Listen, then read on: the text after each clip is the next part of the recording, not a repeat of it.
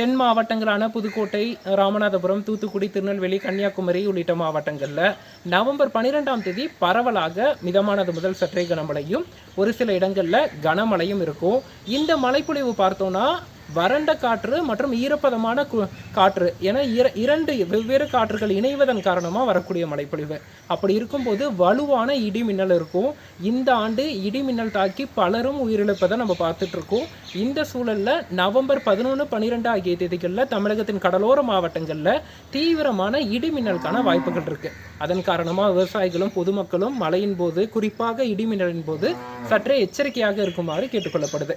அதன் பிறகு 3ஆம் சுற்று வடகிழக்கு பருவமழை நவம்பர் 15ஆம் தேதிக்கு பிறகு தொடங்கும்னு எதிர்பார்க்கப்படுது. குறிப்பாக தென்மேற்கு வங்கக்கடலில் ஒரு காற்றழுத்த தாழ்வு நிலை உருவாகி அந்த காற்றழுத்த தாழ்வு நிலையுடன் இணைந்த கீழ் திசை காற்று தென்சீன கடலில் இருந்து வரக்கூடிய கிழக்கு திசை காற்றின் காரணமாக நவம்பர்